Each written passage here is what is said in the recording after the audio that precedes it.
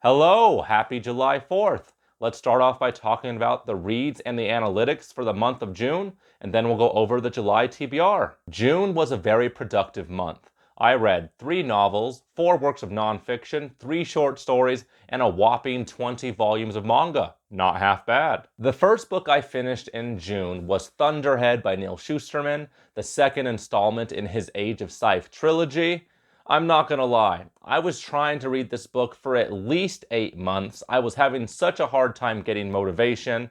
I was reading a little here, a little there, taking weeks off, taking months off, but I finally started getting some momentum with this read at the end of May, and I finished it early June. After I passed the 50% mark, it was smooth sailing. And this is a very compelling book. I don't want to make it sound like it's not interesting. It's a YA futuristic sci-fi story about Grim Reapers who keep populations in check. There's twists and turns. There's a power struggle within the Scythedom, the Scythe organization, the people that are in charge of death on Earth. And it's very compelling. But I was having such a hard time getting emotionally invested in the narrative. It was going in directions I wasn't finding very compelling. And if I'm being honest, I heard that the third and final installment of this trilogy is lackluster and it kind of ruins the overall feel of the trilogy. And it's hard to stay motivated when you're already having trouble with the second installment and you know it only gets worse from here. I'm glad I sucked it up and stuck through till the end for this read because the lackluster first half was nothing compared to the amazing second half. It ended off on a very great note with a nice little plot twist. I'm not sure where the series goes from here, but even if the third and final installment of the trilogy, isn't up to the same standards as the previous 2 installments, how bad can it ruin the trilogy? I guess we'll see. I like Thunderhead. Wasn't my book of the month because I don't think a book can be your book of the month if it took you 8 months to read, but really damn good. The next book I read was Steal Like an Artist by Austen Kleon. I loved this little book. It's a work of nonfiction. I read it in less than 3 hours. It's basically just a bunch of quotes about the creative process, about how to become a great artist.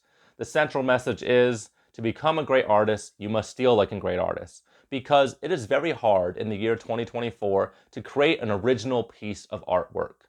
Because everything has been done before. The best you can expect to do is to steal things from a variety of different artists, from a variety of different influences, and make your own Frankenstein's monster of art. Because if you steal from one person, that's plagiarism, but if you steal from many people, you're an original. You're one of the old school guys. I really liked the central message of this book. It was very inspiring because I'm a martial artist, but also I'm a content creator on YouTube. So art's a really big part of my life, and there's lots of little nuggets of wisdom for the creative in this book. I definitely recommend you give this book a try. It's very hard to rate nonfiction books, but I'd say this is 4 out of 5 stars easily. I would have rated it higher if the book was more original thoughts from Austen Kleon.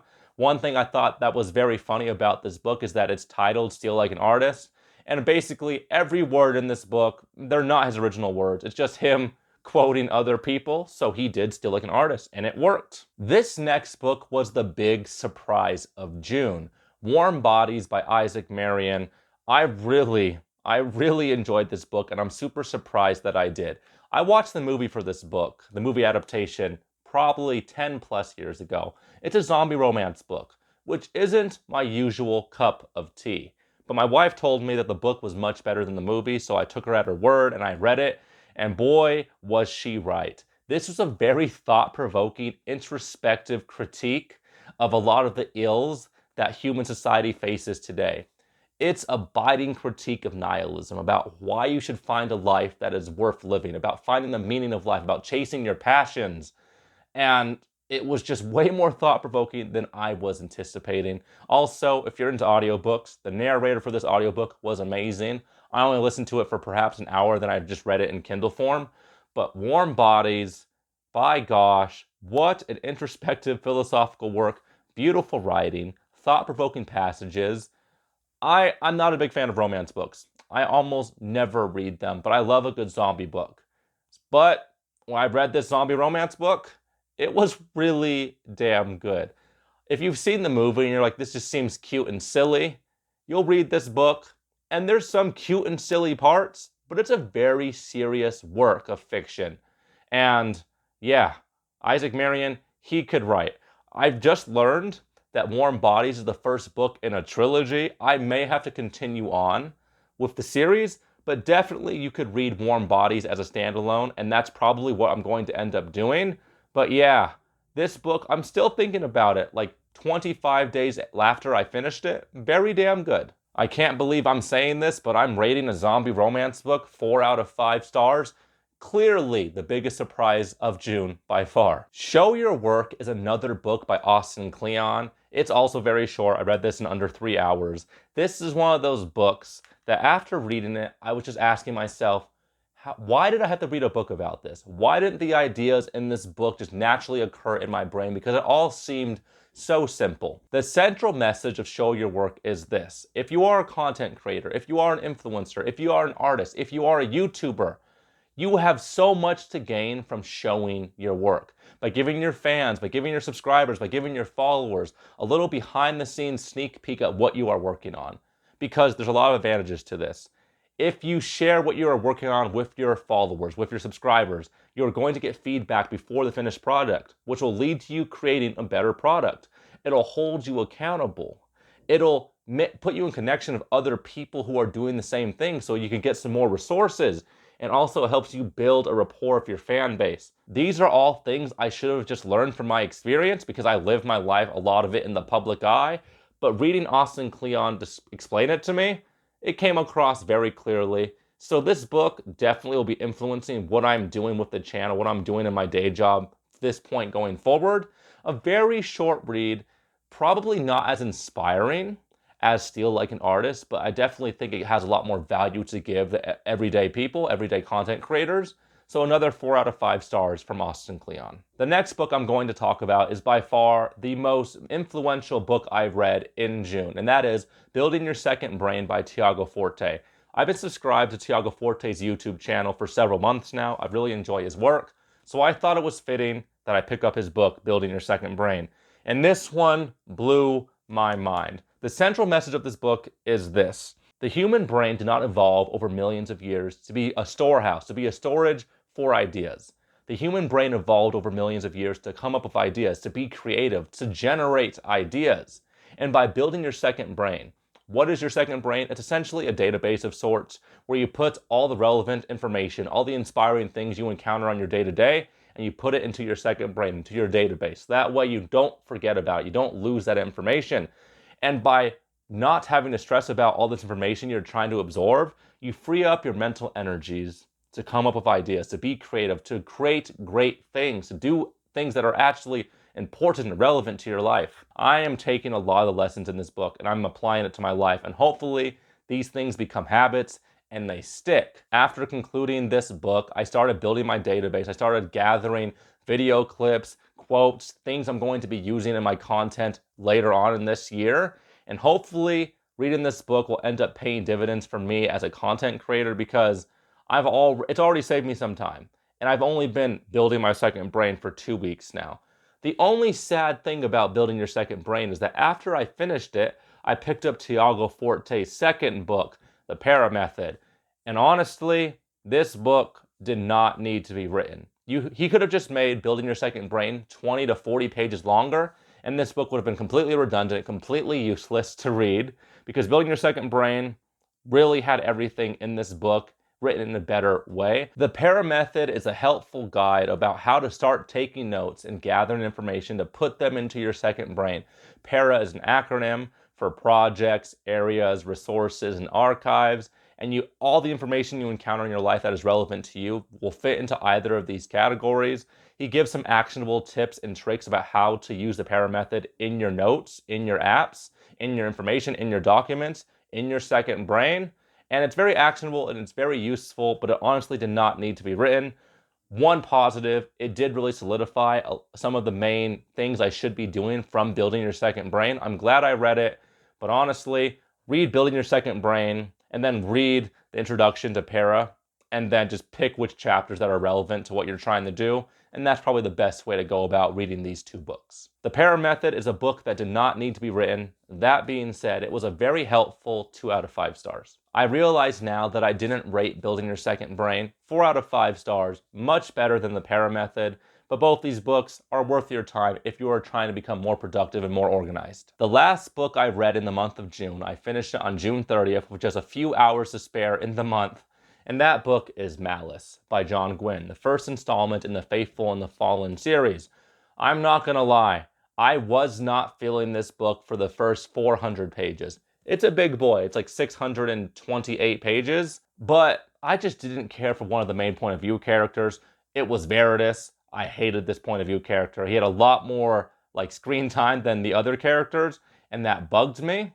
But after about page 400, the plot gets so much faster. The plot thickens, people start dying. This book had a pretty high body count for a noble, bright, Norse-inspired coming-of-age fantasy story. A lot of people died. I love when characters die. I mean, I don't love when they die, but I love when the stakes are high in a book, and I love when there are realistic consequences to characters' actions. This book really did save itself in the last third. I'm going to be continuing on with the series. I might be taking a little break, like a month or two, and then reading the next book in the series. But noble, bright, done right. John Gwynne can really write good characters. He writes great mentor characters particularly. There are animal companions, there are chosen ones, there are coming-of-age stories, great mentors, like I said before. Good book. A little vanilla for my taste for the majority of it, but it ends on a very dark but high note for me. A lot of good fun in the last 150 to 200 pages. Definitely, I could see why this series gets a lot of love, but I also understand why a lot of people said that Malice is the worst book in the series. It takes a lot of time to get going, but hopefully later installments will not suffer from the same pacing issues. I can't believe I'm saying this, but the book of the month is Warm Bodies by Isaac Marion. Malice and Thunderhead are both really good. I rated them all 4 stars, but Warm Bodies is the only book that I enjoyed throughout the entirety of the read, so somehow a zombie romance book is my book of the month for June. 3 novels and 4 works of nonfiction is pretty dang good, but June was all about the manga. I read 20 volumes, I finished 2 series, and read 2 more volumes of Death Note. I will be finishing Death Note in July, definitely. But the standout manga for June was Fire Punch by Tatsuki Fujimoto. It is only 8 volumes, and I'm not even sure I can describe this series and do it justice. It was just an incredibly wild, all over the place ride. Every volume I was like, what the hell did I just read? Where's the story going? And then when it ended, I was like, that makes sense. There is definitely a good feeling of catharsis at the end of this narrative. The premise of this book is this. Many years in the future, the Ice Witch has destroyed the world. Everything on the planet is covered in snow and ice, but the people yearn for fire. Our protagonist gets attacked by somebody. He's immortal. He can't die, but he gets lit on fire. So he's in constant pain. These flames never go out, and he's on a quest for revenge. Sounds pretty basic. Sounds like it's just like another shonen revenge story. But I would challenge you to predict what happens in this series. Every installment of this series had me surprised. There was constant like plot twists that I was not anticipating. There's a lot of weird things in this book. Weird violence, weird sexual things, weird cultish things. The last 2 volumes in particular, I was like, what the crap? But it made sense. Tatsuki Fujimoto, he's best known for his Chainsaw Man series, which I've heard is also very wild. The artwork was very beautiful, especially the action scenes. Like there's an action scene in volume 2 that takes place on a train. That was wild. It was really good. Definitely my favorite manga I read in June. And it might be my favorite manga series so far. I mean, I've only read 3 of them, but I really liked Fire Punch. The next manga series I finished in June was Happiness by Shuzo Oshimi. This was another wild ride. This series is 10 volumes. I read all 10 volumes in less than 5 days. It's a manga story about a young high school student, a young man, who gets attacked by a vampire and awakes from his coma from his attack, a vampire. It deals with a lot of angsty teenager things, but also deals with this character coming to terms with his new reality. And the first 5 of these 10 volumes was just your stereotypical vampire teenage story. But the last 5, whoa, it took some dark turns. This is considered a horror manga, and the first 5 volumes didn't really seem too horror-y, but the last 5 was disturbing. Lots of disturbing imagery, lots of grotesque, psychedelic artwork in this series. Shuzo Oshimi, this was something special. Very disturbing, very eerie. And the ending was both sad but comfortable. Sad but cozy, sad but cathartic, but definitely a very sad, atmospheric manga. And the antagonist, the big bad for this series, definitely the most despicable, evil big bad that I've read in 2024. No, there is no close second. The bad guy in Happiness was wild and disturbing. He had me cringing. He had me thinking about evil people I've met in my life. Just what a great embodiment of evil in this series. And the ending pulled off very well. There were some weird relationships I was not anticipating. This series also has a pretty good body count. But yeah, the ending and the antagonist, read this series just for that and you will be satisfied. Really good series. 4 out of 5 stars. I didn't finish Death Note in June, but I read 2 more volumes. I will be finishing this series very soon.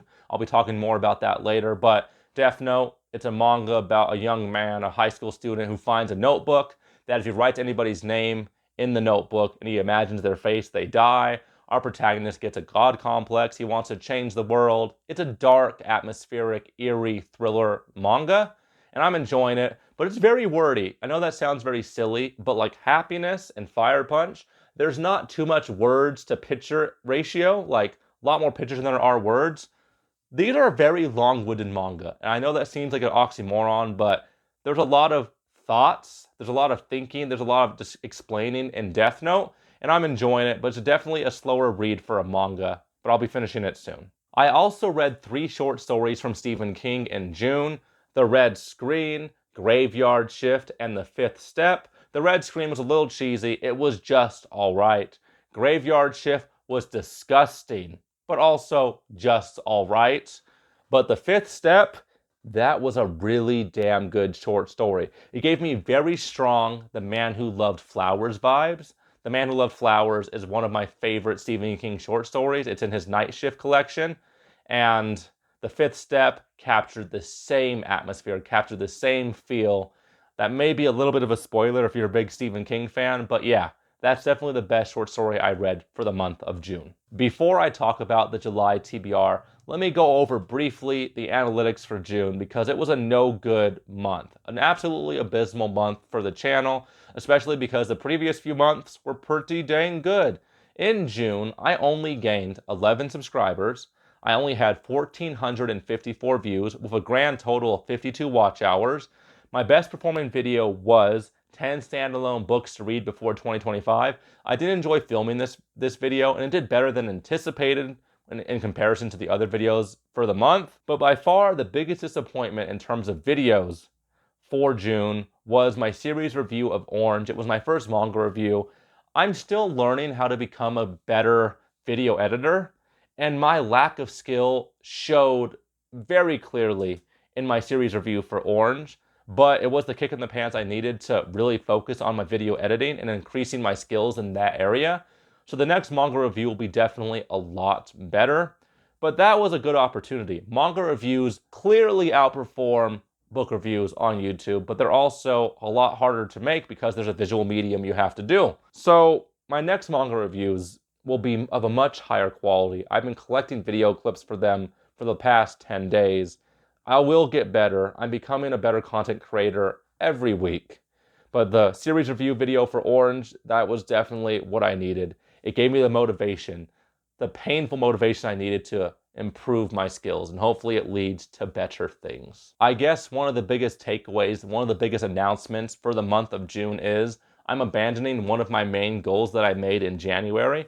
In January, I had the video, like 7 goals I have for 2024. And one of my main goals was I wanted to upload 200 videos to YouTube in this year. And I'm abandoning that because I really want to focus on improving the quality of my YouTube videos.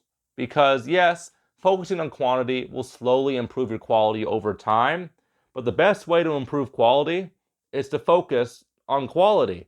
If I have better quality videos, I'll have better watch time averages. If I have better watch time averages, the algorithm will push my content more, which leads to my channel growing. And it also leads to me having higher quality subscribers that actually want to watch my content. So yes, it really hurt me to kind of give up on that goal. Maybe I'll still accomplish it. I guess you never know how this content creator journey goes. But yes, the next videos on the channel will be of a higher quality. And hopefully that pays dividends down the line, because I don't want to just give you guys a bunch of lackluster content.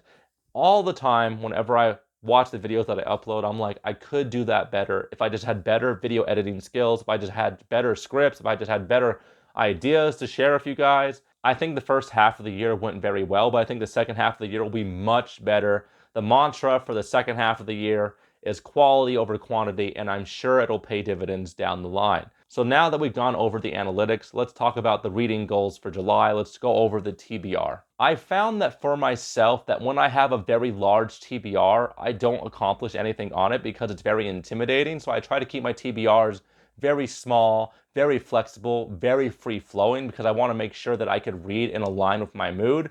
Because when I'm enjoying what I'm reading, I read a lot more. And when I read a lot more, the vlogs are better, the content I create is better. It's just all around better. For that reason, I'm only going to try to focus on 3 books and 2 manga series for the month of July.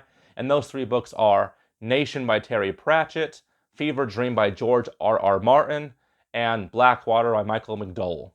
Nation, I'm not exactly sure what it's about. I know it's like an alternate history book, I'm pretty sure. Terry Pratchett considered this to be the best book he's ever written, and that is saying something. I love Terry Pratchett's books. I love Discworld. I've read 6 or 7 of them, and they are all top-notch. But if he's telling me, if he's telling his fans that Nation is the best book he's ever written, I'm going to believe him. I'm going to take him at his word. I'll definitely be diving into this book within the next 10 days, and I'm super excited about it. Fever Dream, I haven't heard too much about this book on BookTube, because George R.R. Martin is best known for his A Song of Ice and Fire series, the series that'll never end, the series that I'm never going to be given a try because I don't believe he's going to finish it. But Fever Dream, one standalone book about vampires on a riverboat in a Western setting, that sounds compelling. I definitely believe this book will be a hidden gem. I have very high hopes for this. But by far, the most intimidating book on the July TBR is Blackwater by Michael McDowell. I know it's a Southern Gothic masterpiece. I started the book yesterday. The writing is beautiful and atmospheric. You know, it takes place in a small town in Alabama, I believe. And I've heard nothing but great things about this book. You don't hear too much about it on BookTube, but Mike from Mike's Book Reviews said it was amazing, and I believe his recommendations. I take his word as gospel. So I'm definitely going to be chipping away at Blackwater throughout the month. It might end up being the last book I finish in July, because this is a big boy, just under 700 pages, and it is dense, and it is very well written. I definitely have to read this book while I'm focused and not like at 1 o'clock in the morning when I'm exhausted. The 2 manga I'm going to be diving into are Goodnight Poon Poon by Inio Asano. I've heard nothing but good things about this series. It follows a young boy as he grows up as a middle schooler up until his early 20s. I've heard this series will make me cry. It is complete. It's like 120-ish chapters. I started this yesterday. It takes place in a setting in Japan with a young boy who comes from like a broken home, a very abusive, bad, toxic family environment. It's definitely going to hit me in the feels. I could definitely predict that this series will make me cry, and I'm excited to finish it in July. And the other manga series I want to finish is Death Note. I've already talked about it. I finished volume 4 last week. It's going very well. I only have 6 volumes left. This is by far the most popular manga I've read so far. I look forward to seeing it through till the end. So there you have it. That's what I plan on reading for the month of July. You could probably expect somewhere between 10 and 12 videos to be uploaded this month. I'm excited to see the quality of the videos improve. I'm excited to read what I plan on reading. And the mantra, quality over quantity, I honestly believe July will be the best month for the channel so far, and I can't wait to see it. Thank you guys for watching. I'll see you guys soon. So, there you have it. June is wrapped up, and those are the reading plans for the month of July. You could probably expect somewhere between 10 and 12 videos to be uploaded this month, and I look forward to July being the best month of the year so far. Quality over quantity. Thank you guys for watching. I'll see you guys next time.